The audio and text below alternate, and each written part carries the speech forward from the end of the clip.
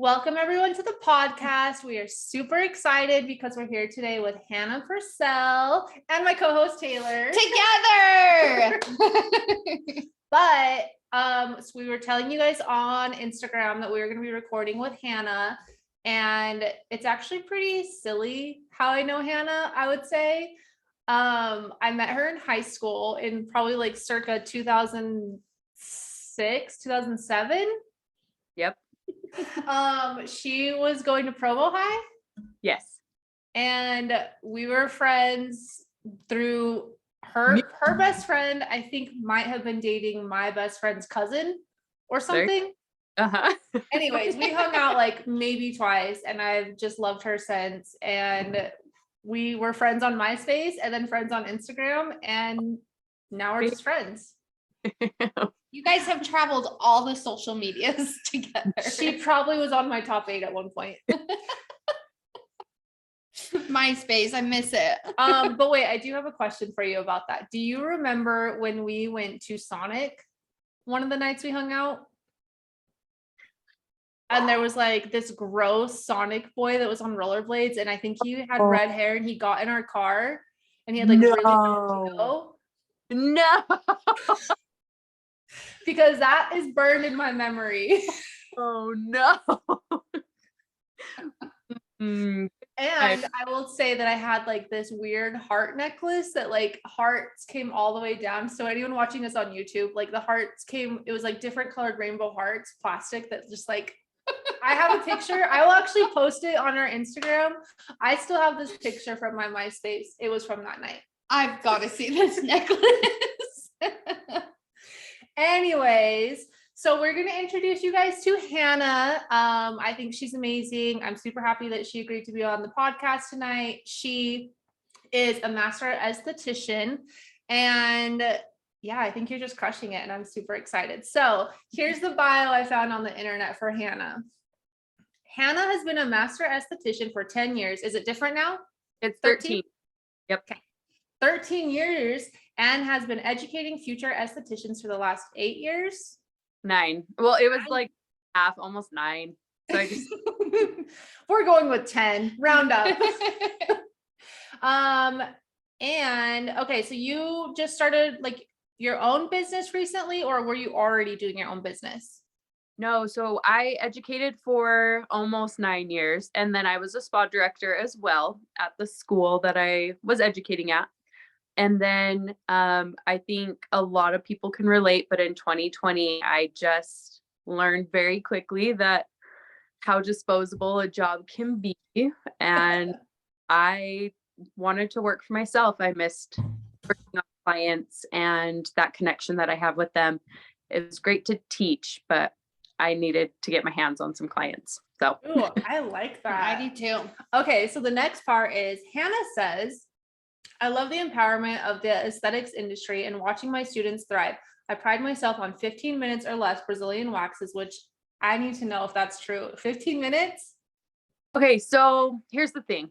I used to pride myself on a 15-minute Brazilian wax, yes, but I have recently learned from a couple of people, like it's better to be thorough and take a little longer than be fast and leave a lot behind. Not that I was leaving a lot behind, but I could have been more thorough. So I've extended time a little bit to be a little more thorough. I agree with that because my Brazilian waxer takes like 13 minutes is her average, but I always have like little stragglers that I have to tweeze out, and that hurts way more than the wax. Yes. Do you tweeze them out of your booty hole? Not my booty hole, but like other places. I just had to know. Okay, so we're going to say 15 to 20 minutes or less, healing and managing acne-prone skin and using different modalities to improve an array of skin types. I'm a Utah native and I don't plan on going anywhere. Is that still true? Yes, my husband is from Hawaii, and I would love to someday make our way there, but I do love Utah, and I'm a very family oriented person, and all of my family is here. So fair. I am married to an amazing patient husband and a mommy of 4 beautiful kids. I like to work out, go on vacations, and veg out at home. Is there anything else you would add? Oh man. I love animals. I love horses and dogs, and I love being outside and being in the sunshine. Sun is my therapy. So, Same yes, girl. Yeah. but I love the sun. Yeah, I feel like, wait, your kids or just one kid was in Hawaii, just barely? Just one of them. So my husband Okay. was back for a little bit and he took our youngest with him. Maybe in the future you guys will just like have a dual residency. Is that what it's called? Yeah. Just That a would home here. What Yeah. island in Hawaii? I love how you say it. I do not say it correctly, but what island in Hawaii? He is from Oahu. And Oh, he's from awesome. I look Full- forward to going there with you soon. Yes. Okay, do you have anything else you want to add before we start going over the questions?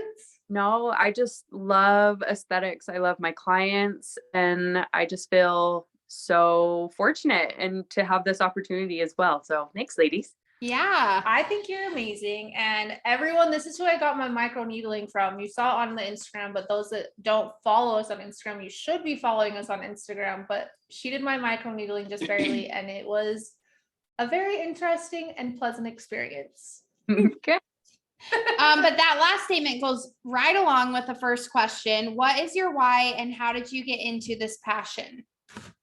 It was kind of an interesting story. So I was in Alaska and I had met my sister-in-law. Now they were my husband, or oh my hell, my brother and her were just dating, and she had mentioned she started aesthetic school, but she decided to go a different way.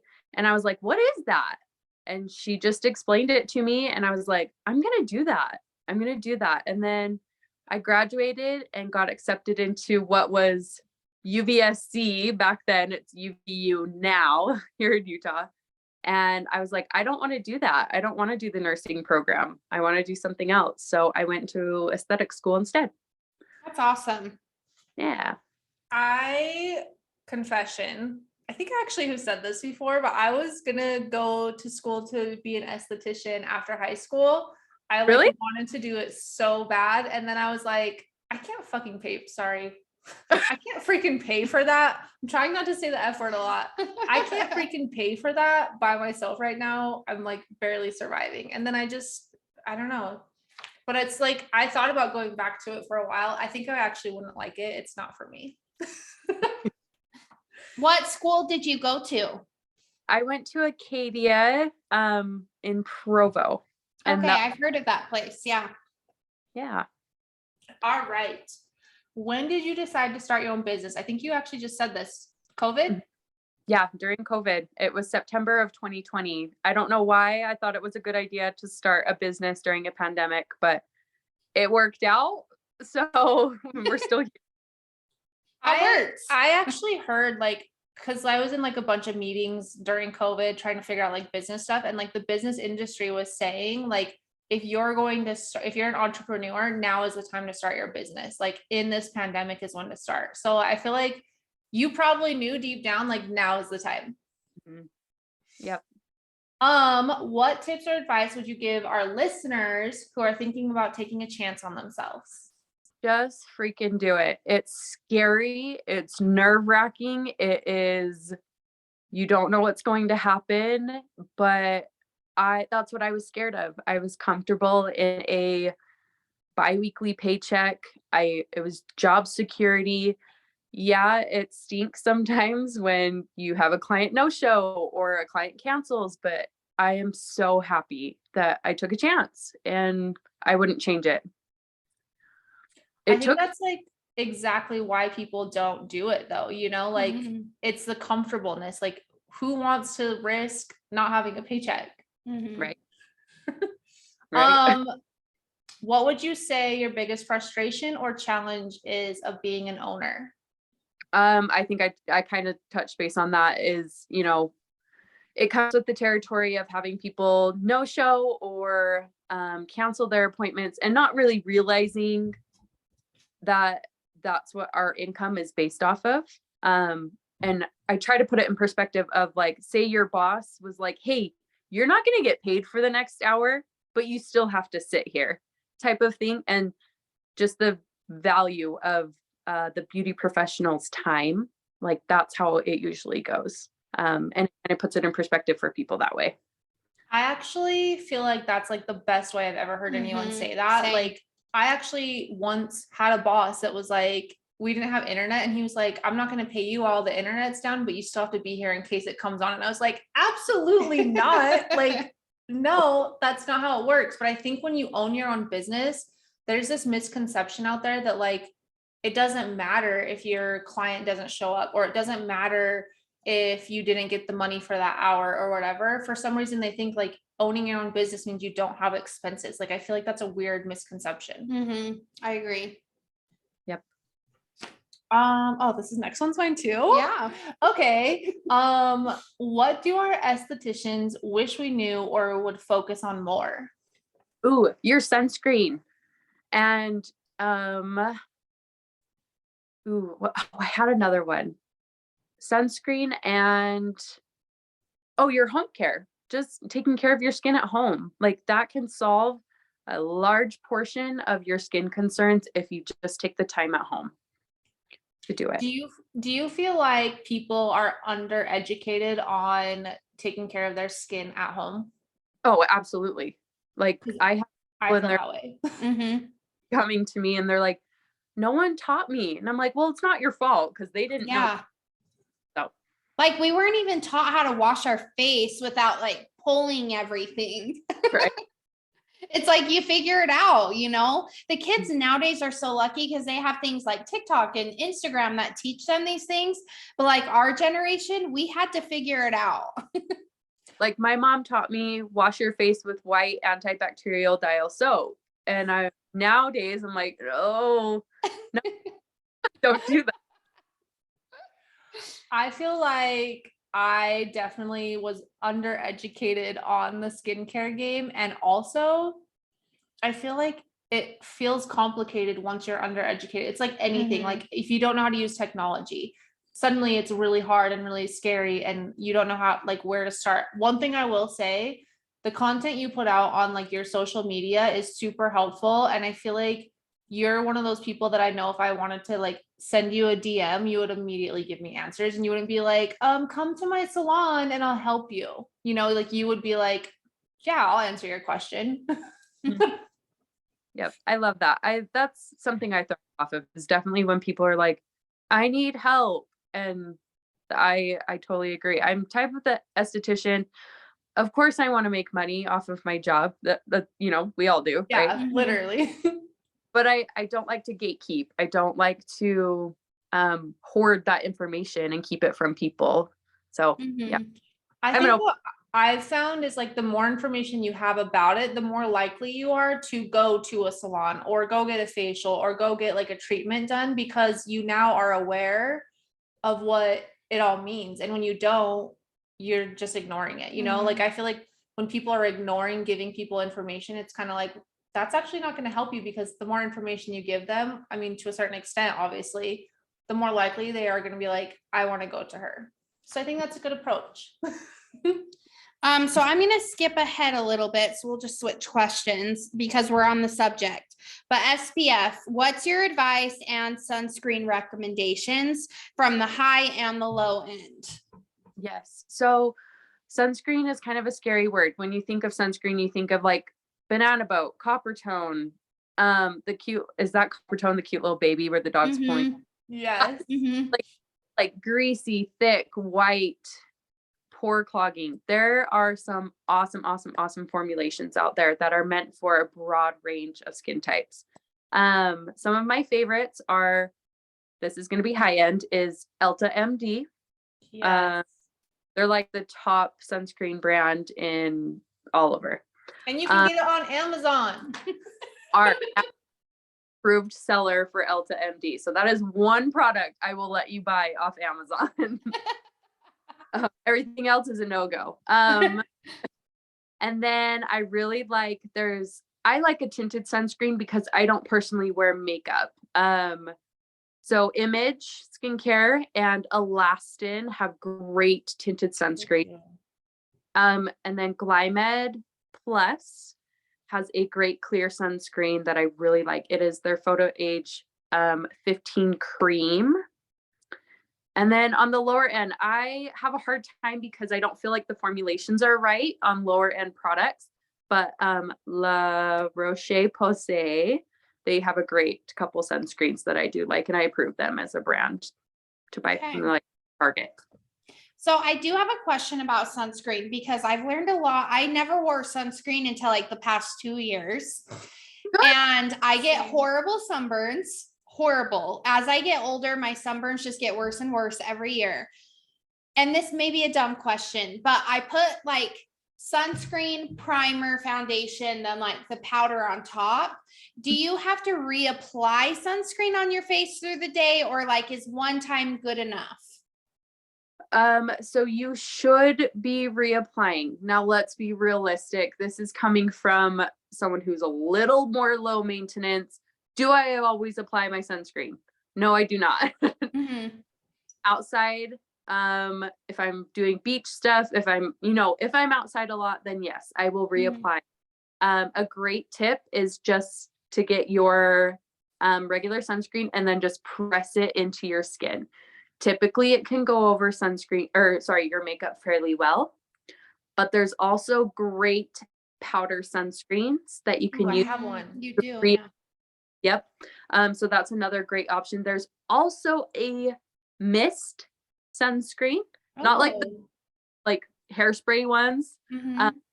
Mist one. I'm trying to think of the name, but yeah, you can spritz it all over and it goes over and lays over makeup nicely. So how often are you supposed to reapply? Like if you're wearing makeup, if I'm like at the lake or the beach, like it's easy to reapply because I'm not wearing makeup. But if I am wearing makeup, how often should you be reapplying that? About every 2 hours is like, depending on the number of sunscreen you are actually wearing. So the protection factor, it depends on that. But I would say, yeah, if I am inside all day, I don't need to reapply my SPF, right? I should tell you yes, but like sideways, I'm gonna say I think you're okay. And even in the clouds, like even in like the snowy, rainy weather, UV rays can still hit your face. So you want to reapply, right? Correct. Okay.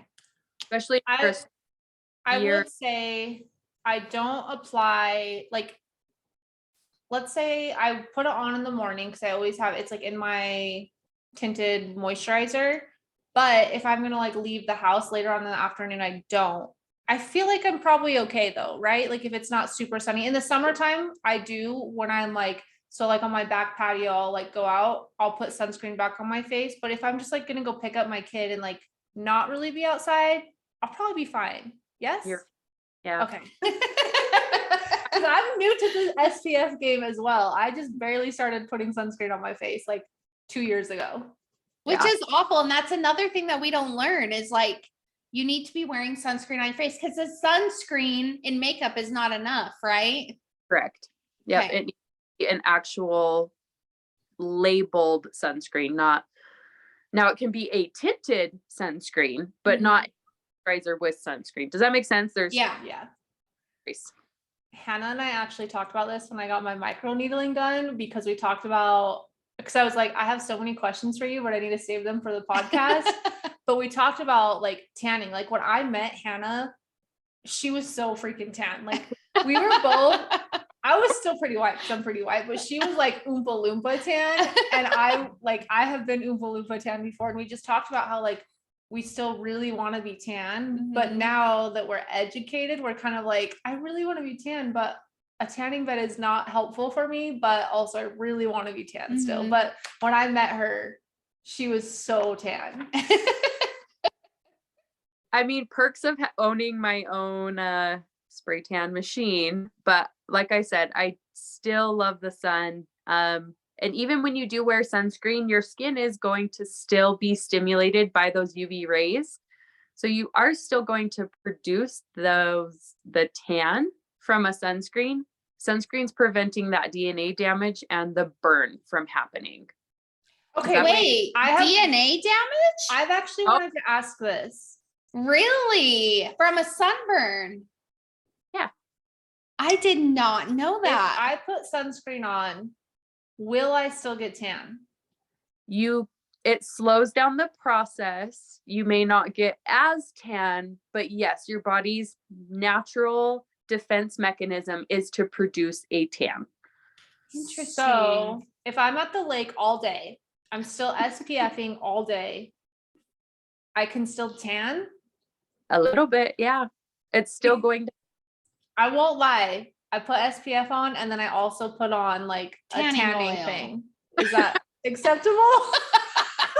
Does one cancel the other out? Like tanning with red light. It is like trying to counteract, but it doesn't. Again, we are new to the sunscreen game. So am I not even getting SPF or tan at that point? I think be more damaging than good. So maybe let's just leave the tanning stuff out and just keep applying the sunscreen. That is good to know. Okay, but I need to back up a little. Devastating. Sunburns alter your DNA. They can, yeah. And that's what Interesting. I'm not very good at like articulating it, and but yes, that's how skin cancer happens. Interesting. It alters your skin cells, and it creates skin cancer. Wow. So I got to come back to this. What if I use the spray tanning that has like 15 SPF? What is my recommendation? That's only good for 15 minutes. That's what we learned. Yeah. I have a lot to process. You need a minute. So I'll ask the next question because I am an avid bikini waxer or Brazilian waxer. I've been getting Brazilian waxes for at least 10 years. So what do waxers wish that we knew? And is it as awkward for you as it is for us being spread eagle on that table? Honestly, no. And I love when people come in and they're like, I'm sorry about this or this and that. And I'm like, I am just looking for the hair. I'm looking at the direction it's going and I'm looking to rip it off. That's all I care about. I don't care about your anatomy. I don't care about the thickness, the density of your hair. That doesn't bother me. How you look, nothing doesn't bother me at all. So do you have people when they come in for waxes? So I used to work in OBGYN. I'm a medical assistant. I used to work in OBGYN. And when people didn't shower before their appointment, you could tell. Right. Like, is it? And so anytime I do anything vagina related, waxing, doctor's appointments, whatever, I am scrubbing down there because you can tell, right? Yes. So is it like, do you wish that everybody showered and cleaned up a little down there? Or do you just not even think about that at all? I mean, is it nice? Absolutely. And everyone's hygiene levels is very, very different. But honestly, like it is what it is. And everyone's different. Everyone's scent is different. And I can't judge someone that way. It's so true. It's so true. Not to go off on a tangent, but scents are different. It's very interesting. And I never knew that till I worked in OBGYN. And I was like, interesting, because your brain does go somewhere else, that it's like, this is just a body part. Like it's nothing like weird. It's nothing sexual. Like it's just, it is what it is. But there are very big differences and it's very interesting. Yes.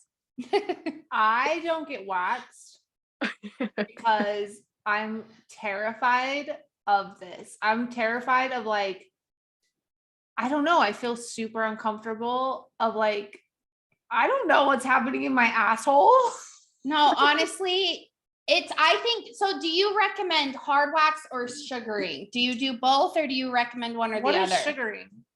So sugaring is just a different type of material, and the application process and how you remove the hair is a little bit different. It's opposite from my understanding than waxing. So you apply in the direction of the hair and you pull opposite of the hair growth direction. Sugaring, you apply opposite of the hair growth and then you pull with the way it grows. So, and I don't love sugaring. The technique, you have to like hold it in your hand with a glove. I don't love the thought of like going in someone's labia and like with the same thing, with a goop of sugaring stuff and going in. I don't love that. So I use waxing and I use wax sticks. So that way I can be, very professional about my application during that process.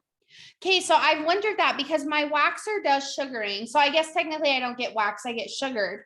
But I see her like messing with it in her hand and she's like, it just warms it up. But I'm like, it's the same thing that you've already put on. Like that is a little bit that has crossed my mind before that I'm like, oh, that's a little bit weird. It's a little sounds pervert. That is, I don't condone this. This is a sexual act that I don't condone. I have never heard of that until just now. But wait, do you wax like any of your friends? Is that weird? Like, what do you know them? I wax friends, family, like I said, I can compartmentalize, and it's not weird if you don't make it weird. If you're weird, if you're uneasy about it, I mean, I'm like, are you okay with this? Then I start talking to them a little bit more, making sure that we have consent, making sure they're aware of what's happening and things like that. Because just because they're there for the appointment doesn't necessarily they know what's happening. So it's great to talk to your client and be like, is this okay? This is what I'm doing. And just making sure along the way that everything's good. Would you recommend waxing over shaving? Do you think waxing is better than shaving? It depends on the person. I think waxing's great, but I know a lot of people who get ingrown hairs from waxing and but I know a lot of people who shave and they get really bad razor burn and it just hurts them. So it honestly depends on the person. Okay. Interesting. I actually like that answer because I think that's true for like most things. Like I've heard of people that get waxed and they break out in these crazy ingrown hairs and then they're like, it's not for me. So I like that. I had a question. What was it? Your mind is just racing right now. Dude, I can see it with this waxing and sugaring conversation. It's all over the map. Dang, it was a good one. Maybe I'll come back to it. Okay. So we answered that one. Oh, let's do our Mythbusters. Yeah. All right. We have Mythbusters for you. We didn't share these with you beforehand because they're going to be a surprise. And we want you to like answer them like yes, no, or like I wouldn't recommend that. So like just really quick, you can expand a tiny bit, but we have 12 of them. So first Mythbuster, acne patches. Oh, I love them. So you were right. Yes. I think I was wondering like, is it a placebo effect? I think they're working, but. So I was really late to the game. I just started using them several months ago and I absolutely love them. So yeah, I say if you need to use them, use them. Is there a certain brand over other brands or does brands not really matter when it comes to that? I think when you buy brand name, you pay more like anything. So Amazon ones, they worked the exact same as the You shared it. I saw it. I bought them because of you. Yeah. They were legit. I think you had a client recommend them to you. I'm just kidding. Yeah. You have the list. You have yours. Oh, we're gonna go. Okay, I didn't realize that. I'm so sorry. Okay, so the Yes To products, the ones that are like in Walmart and Target, the like super bright, colorful, like Yes To tomatoes, Yes To blueberries, like the face masks, the face washes, all of those. I say use them for fun. If you want to transform your skin, I don't think they're going to do much for you. Okay. They're a good stocking stuffer. Good stocking stuffer. Good girls' night. Okay. I like that answer. Okay. Neutrogena, like Hydro Boost, anti-wrinkle. Is Neutrogena worth it or not? They're okay. Once again, if you really, really want to make changes in the skin, probably not my favorite, but you're on it and it works for you, I'm not going to shame you for it. Interesting. So this one might be controversial, but makeup remover wipes. I say no. That's what I was expecting. That's what I was expecting. I use these and I like them. To remove your makeup and you use a cleanser after, better. Now, if you double cleanse with 2 different cleansers, that's best. Okay. Maybe in my future, I will get better at this. I am getting better at not using them, but they're just so convenient, man. Mm-hmm. And if I'm lazy. I'll take it. So is it better to use a makeup remover wipe rather than sleep in your makeup? Absolutely. Okay. I like that answer. I'll take that one as a win for me. SPF without zinc. There's some people who can do chemical sunscreens, and that's great. I know a lot of people who are on a health journey and don't like chemical sunscreens because they cause cancer. That's controversial. It depends on who you are. So yeah, it's okay to have it with or without zinc. It just works best for you. But like a higher end brand is better than what you can get at like Walmart or Target. Yes. Yes, absolutely. Okay. I'm very curious about this answer. Charcoal masks. It's a no for me unless I can buy it from my professional skincare company. I think that's fair. Yeah, I do, because you see, like, because I love like skincare, makeup, hair care TikToks, and a lot of those influencers use charcoal masks, and I'm like, they look very painful to get off, and after they take them off, their skin is like bright red, and I'm like, that can't be good for you.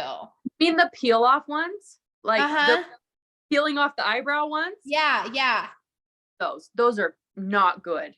Okay, that's what I thought, because I'm like, your skin is bright red. Like, there's no way that can be good. Is your skin super soft after? Yeah, it's because you ripped off your whole epidermis. So go for me. Okay. I support that. Cleavage pillows to prevent wrinkles. Yes. Yeah, I'm like, I gotta get one. I'm very stressed about my cleavage wrinkles.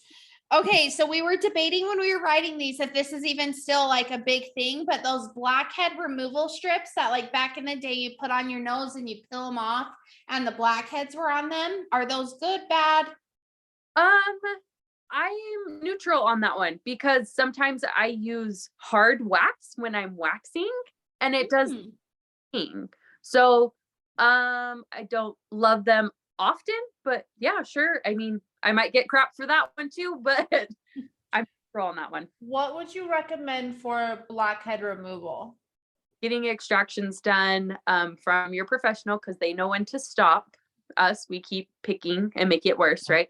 And so getting an ultrasonic or a hydrofacial treatment. Okay. I will say, we haven't talked about this yet, so surprise question.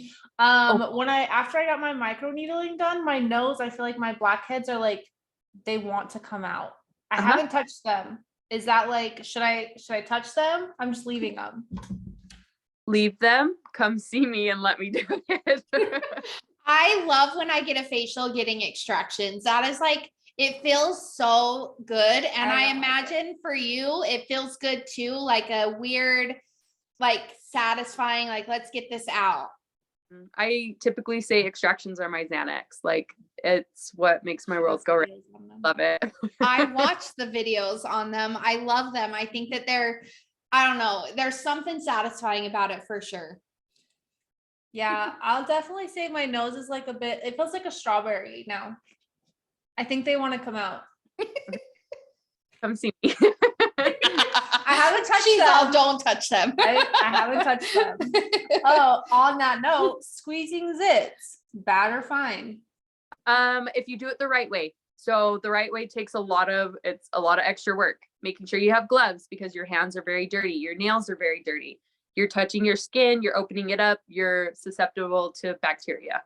So gloves, Q-tips, or wrapped in tissue, cotton swabs type of thing. Yes, you can extract it. Once you get this stuff expelled, leave it alone. Ice it, playing with it. Put concrete on it. Don't touch it anymore. What about those like metal things that like, you can buy on Amazon? You're not allowed to use those at home. My son has them. That's why I asked that. Oh, He has them really? because he was breaking out when he worked at Sonic, oddly. And he bought them off of Amazon, and that like sucker thing. Oh, I love that He thing. bought the sucker and like the little metal things, and I like saw him in his bathroom, and I was like, I don't think you should be doing that, but like Favorite. It's because people don't know how to stop or when to stop. And that's when scarring and damage happens to the tissue. that was me back in the day. Yeah. So sometimes, sorry, I'm going a little, it's on the topic, but not on the questions. But sometimes if I'm popping my zits, it will like a little bit of like pussy stuff will come out and then I'll start to bleed. Is that like a sign like stop messing with it? Like once you see blood, like stop? Or when do you know when to stop? Yep. When you see clear fluid or that little bit of blood, that's your signal to stop. So Okay. a lot of blood is bad. I mean, some people bleed more than others, but if you just keep going and keep digging and you just make a big old abrasion out of it, then that's a Okay. sign. I used to do that. I was the queen of doing that. I've gotten a lot better. Like, I don't even pick at my zits. I used to like, I think it was like an anxiety thing. I would just like scratch at them. And Mhm. then when they were there, because I had acne, I would dig into them, hoping they would leave. That's They okay. didn't. I'm still guilty to this day. I think I'm against the rules sometimes when I'm really not. But that's good to know, because I've like, there's been times where I see like clear stuff and I'm like, does that mean there's more? Should I squeeze this out? I've never actually thought about the clear stuff. I haven't I either. kept going Mhm. for sure. All right, so next one, eye creams, retinol, hydrochloric acid. Is that stuff worth it or is it a waste of money? Retinol, yes. Hyaluronic acid is great. There's also comparable ingredients. I can't name them off the top of my head that are just as great. Eye creams, I don't love them. They don't deliver. Really? I have yet to find one that delivers what I expect of it. Oh, interesting. So should you just put moisturizer there? If you can, if you have like a peptide cream or something, an anti-aging moisturizer, yes, you can bring it all the way up. If you feel the need to invest in an eye cream, by all means do it. Do I personally use one? No. They are expensive. Eye creams are a pretty penny. You can't find them cheap, really. So And the that's interesting to know. Yeah, the reason why they're more expensive is supposedly they're more concentrated, so you use a lot less of the product. But like I said, I have yet to find one that delivers for me 100%. So Interesting. I actually like, because I get like some good products in my BoxyCharm, Mhm.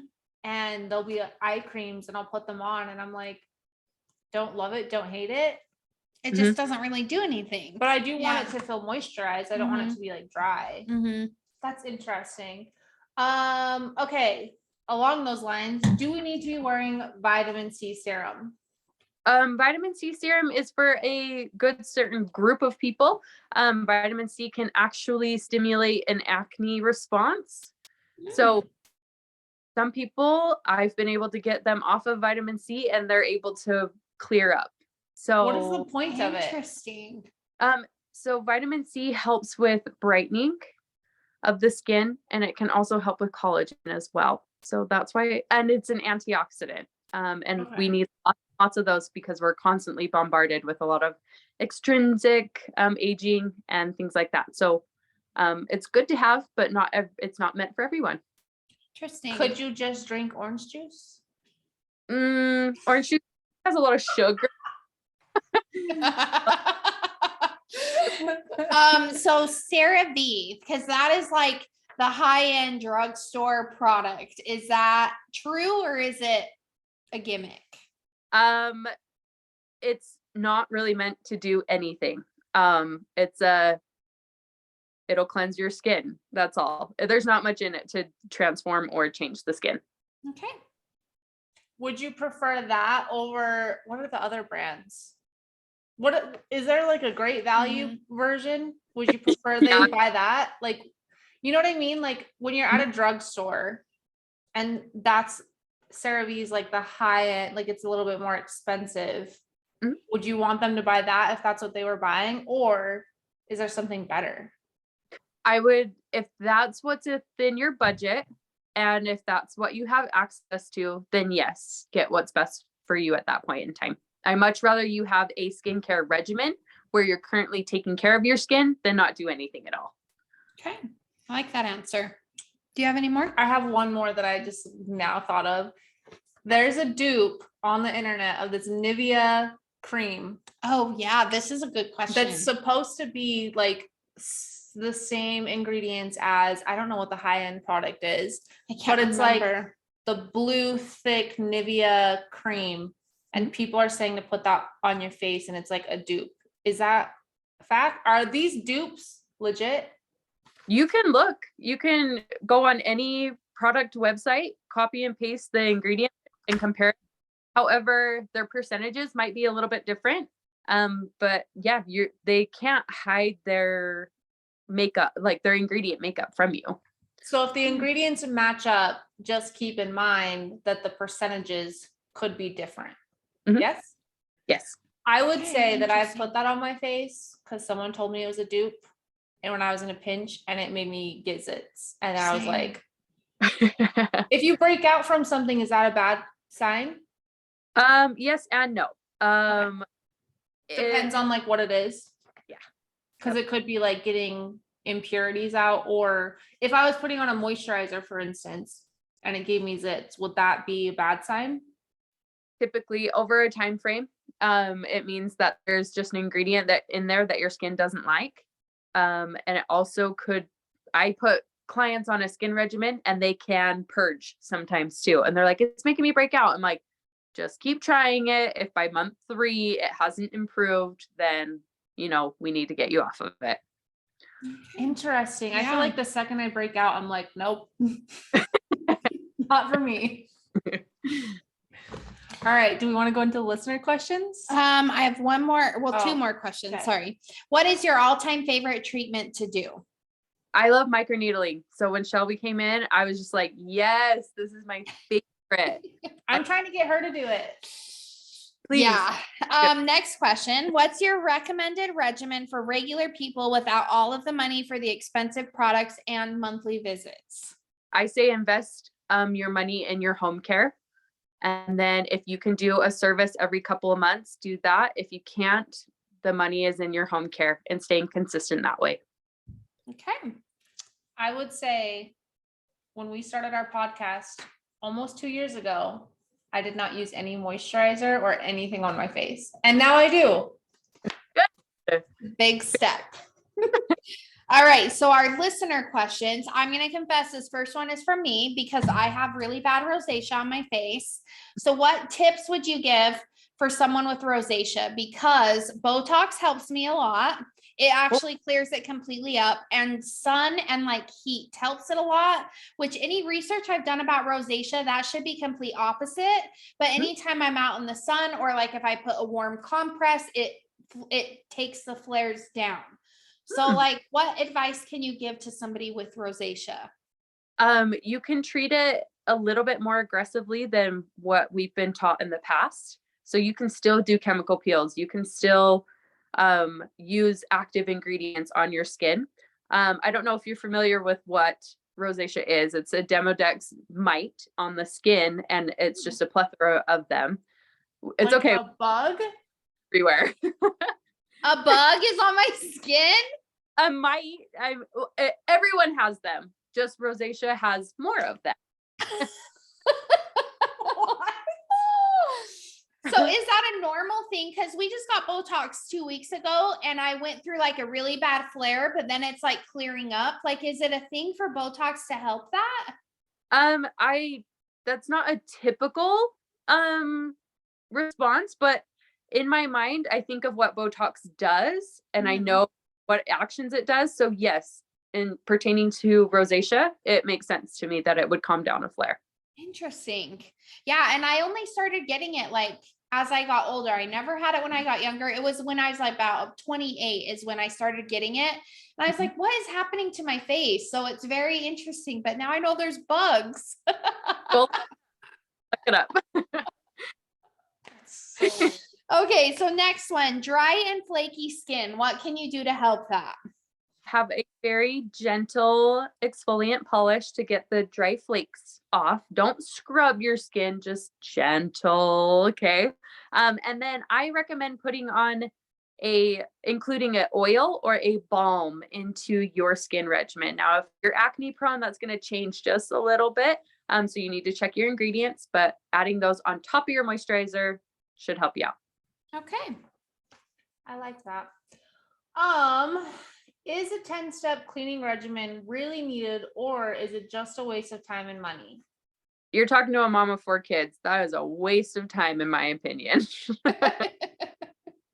I don't have This is time. like actually something I was thinking about too, is like, so we talked about like retinol and all of those things. Like, how do you know how to, like, what schedule to be on? Like, what do you need daily and what do you need like a couple times a week? How do people find that?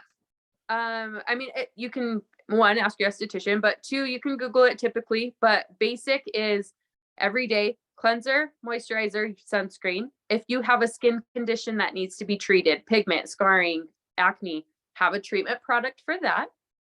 And then in the evening, like dry skin, you would add maybe that balm or that oil, right, to the cleanser and moisturizer regimen. And I'd like to keep things super simple and then exfoliate 1 to 2 times a week. What about retinol? When would you put that on? Daily? It depends on the schedule you're on. Some people say you can do it every day. I say just do it a couple times a week. So the best approach would be for someone to like meet with someone like you, have them see what their skin is like, and then be like, this is what I would recommend. Yep, pretty much. Okay, I like that. Yeah, when I come back for my microneedling, I need a recommendation for a schedule. What are your go-to face products? I love recommending what I use and what I know. So my favorite is my cleanser from Glymed Plus. It's a gentle facial wash with Biocell. I like my Lissy skincare serum that has recently like changed the skin game for me. And then I love my oxygen cream from Glymed. I've heard really good things about Glymed. I need to try it. I haven't tried it yet. And honestly, I just love them so much. Awesome. So what is your can't live without product? Ooh, it would probably be either my tinted sunscreen from Image or Elta MD and my oxygen treatment cream from Glymed. Ooh, oxygen I need treatment to try cream. this. That sounds nice. I need to try this Glymed, bitch. Damn. She's serving. How often should you be getting facials? Every 4 to 6 weeks is typical. If it's not in the budget, I say every 6 to 8. Okay. Question with that. This is my own question. So with facials, I feel like I tend to like break out a little bit after, and that's why I'm hesitant to get them, because I don't want to have zits. Like my skin does decent without them, but then when I get one, I break out with like a big zit or two. And so I like don't go as regularly because I'm like, well, if I get this now, I have this event coming up and I'll have a zit. Like, is that just part of the process and I need to just be more frequent and that will go away? Or is that like, am I just fucking with myself basically? I think the esthetician should know what she did to you last time to prevent that from happening the next time. Is breaking out and purging normal after a service? Yes. But also as the professional, they need to take into consideration what you're experiencing. Okay. If I had a client who was like, dude, I'm breaking out every time, there's something that I need to change. I think, and I guess I should communicate more. This is the thing I need. We talk about it on the podcast all the time. I should tell them that, but that's why I'm hesitant to book them most of the time, like regularly, because I'm like, oh, I'm going to get a zit or two and I just don't want them. Understandable. Okay. So how bad is the environment and or the inversion for our skin? I kind of touched base on this. It's called extrinsic aging, and it's external things that happen to our skin. So unfortunately, it is pretty crummy. So that's why estheticians typically say wash your skin twice a day, morning and night. So in like the times, because we live in Utah, right? The inversion gets really bad here. During the winter, would you recommend getting facials or something more often, or taking care of that at home? It depends on the budget, but I say if you can see a professional, go see them. Okay. Okay. I've also heard too, like if there's bad like inversion, or like think about if you lived in like LA where the inversions are all the time, that like extra water, extra like making sure you cleanse regularly, like do those things actually have a helpful impact if you know that it's more active externally? Yeah. And I'm just thinking of the whole body in general. We have natural detoxing like parts of our body, right? Our organs and things like that with water. So yeah, be more mindful of it. And the more we can help our body out with detoxing like that, then the better. Okay. We already answered that one, didn't we? Oh no, I'm on the wrong one. Does organic skincare really matter? I also want to know this about makeup because I hate organic makeup. Okay, so organic means that only 70% of that product needs to be organic to actually have the name written across it. Oh, Ah. Interesting. that's a fun fact. Yeah. So That's a lie. goes for kind of if that's your lifestyle, great, do organic, excuse me. But a lot of products need preservatives, they need parabens, they need those things in order to keep bacteria at bay, make the product actually last and make the product perform. So Shelf life. Interesting. Do you have like an organic product that you would recommend? I want to say Eminence is probably one of my very favorite product lines, and I'm pretty sure they're certified organic. Cool. I think what I have learned truly is like the more like get away from like the grocery store makeup is what I'm going to call it. Like the more you can find things that are like at Sephora, Ulta, or even medical, what is it? Medical grade? Like med spa Mhm. places. Is it called medical grade? Like Yeah. the more that you can have those types of things, that's the money, right? I mean, yes and no. Okay. Spend more money on it doesn't mean it's a better product. Mhm. I love saying learn ingredients, learn formulations, and make sure that if it's working for you, it's working for you. Don't fix it if it's not broke. I like that. I like it too. Okay, so this next one is Tula all it's cracked up to be, or is their advertising just really good? I think their advertising is really good, but do they maybe have some really awesome products? A couple of them, yes. So neutral.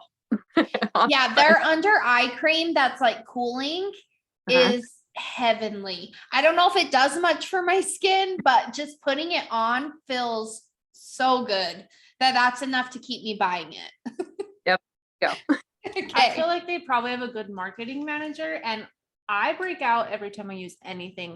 Tula. Really? Huh. Anything that I've ever gotten, I will get like a whole zone of breakouts. Interesting. And to me, like 1 or 2 breakouts is fine, but when I get like a whole section, that's when I'm like, no. Does the food or drinks that you consume really matter for your skin? Yes. There's acne triggers, or rosacea triggers, unfortunately. Like triggers. sugar, dairy, those type, gluten, those things can manifest itself in our skin. Interesting. I have noticed that with gluten, if I eat a lot of gluten, my rosacea breaks out really bad and it's very, very itchy. So I have definitely noticed that. Isn't it like a thing where people say that chocolate makes you break out? Actually, like I think it's the sugar, because chocolate is antioxidant. So I would say probably the sugar and other ingredients that are incorporated with it, not just chocolate. I feel like my hard ass douchebag approach to when people say that has always been like, are you just eating chocolate? and that's why you're breaking out? Or are you like eating a bunch of other shitty things and that's when you're also reaching for the chocolate? Because I'm a firm believer that when I reach for chocolate, I'm also eating bad and I'm drinking more, or I'm not drinking enough water, or I'm not working out. And I feel like it's the combination. If I'm like living a pretty healthy lifestyle and I have chocolate, it's not as bad. So I feel like when people say that, I'm like, what else are you eating? Oh, is it my turn? Yeah. Okay. Best ways to help scarring. I'm going to say microneedling and chemical peels are the best way for someone who doesn't do like med spa stuff. So you can go get your lasers done. There's lots of them. They all kind of do the same thing, but in my opinion, and there's like microneedling with radio frequency, but I'd say just regular microneedling, chemical peels. Is there any actual like topical thing that people can use to help with scarring? Because I feel like there's people that are like, have this weird thing where I don't want to go to an esthetician. I don't want to get like an actual treatment, or maybe they can't afford it. And so they put like a cream on. Do those actually help or not really? I'd say retinol or Retin-A is the only thing that can most scars. Everything else, the molecular level is too big and it can't go down to the lower layers of the skin where the scarring is actually happening and needs to be changed. I think that makes total sense. But I think it's part of that, like, if you're not educated, you're just kind of like, I don't know what to do. Yeah. Fine lines and prevention. Sunscreen without the oil.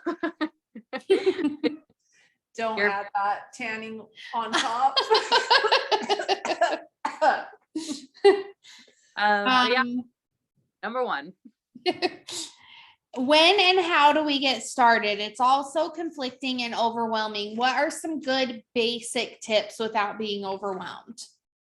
Find a trusted individual that coincides with what you believe in, and follow them and stick to them.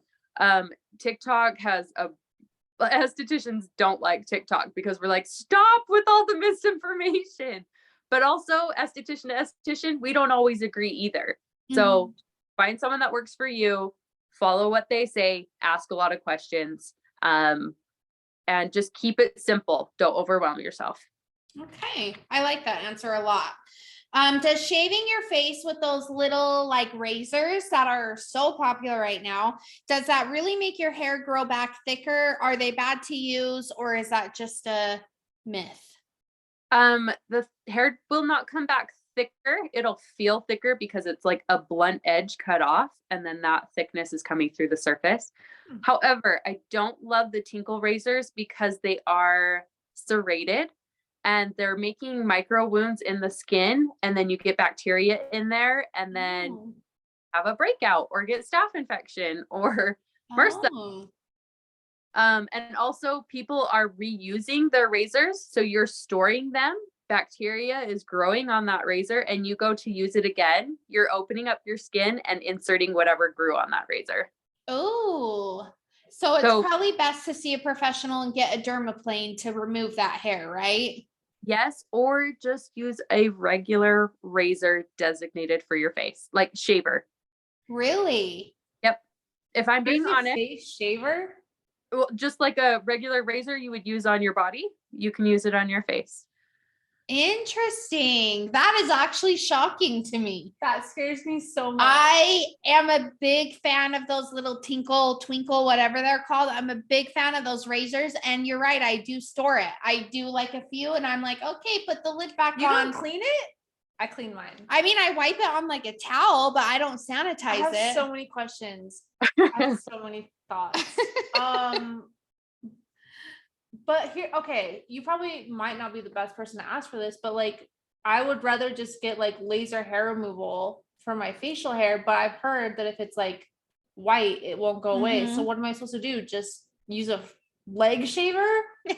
Yeah. So I'm right there. I actually get laser on my face. I have PCOS. So I shave my face and then I get laser. Some of mine are blonde. So no, I will not be able to get rid of them completely. but I'm able to get the dark ones and then keep the blonde ones at bay still with the laser hair removal. Interesting. I think I need to do that. Wow. Well, actually, what if I don't shave my face with the shaver though? I don't want to do that step. You have to with laser. You have to. The hair can't be above the surface. It has to be in the follicle. Interesting. That was the most shocking of all these questions. I'm so That scared. was the most shocking answer to me. I'm so scared. Are there any supplements you can take to help your skin? I would say zinc and omega-3. Some hair, skin, and nail supplements cause breakouts, so keep that in mind. Not that they're not great, because they can be for some individuals. And then I think introducing a type of collagen into your skin regimen, whether that be a drink or a supplement. Our hair, skin, and nails, unfortunately, is the last thing to receive nutrients, but it is taking from the rest of our body. So if those things were in our body, then that's what will come out in our hair, skin, and nails eventually. Awesome. Okay, we have two more.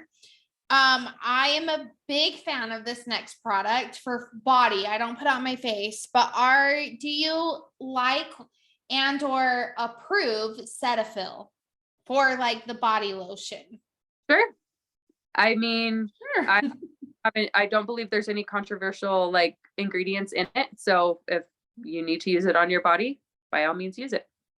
Love that answer. Is it necessary to put body lotion on?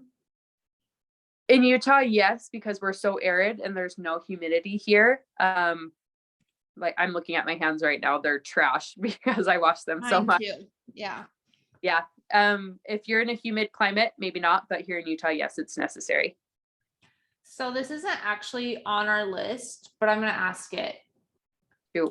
What about with kids? When should you start introducing them good to question. like a face routine, a body moisturizing routine? That's, I think, part of what started all of this for all of us is like, that wasn't really introduced to us. Like use lotion if you want to, or you need it, wash your face when you need to. But like for my daughter, at what point should I start helping her get into a routine? That's a good question. Girls, I'd say if they start asking to wear makeup, they need to learn to clean it off. And that needs to go hand in hand with each other. And then I say typically around puberty, when those hormones set in and acne comes on, stinky sweat, all that stuff, hygiene needs to be introduced. Do that. Now, me as an esthetician, have I started teaching my little girl who's 3? Yeah, I've taught her good skin habits and that we do lotion after we shower and things like that. But I'd say typically around puberty. Good What about for like boys? Same? Yeah, when you start if they start stinking, start teaching them. If they start to stink, teach them. All right, last question.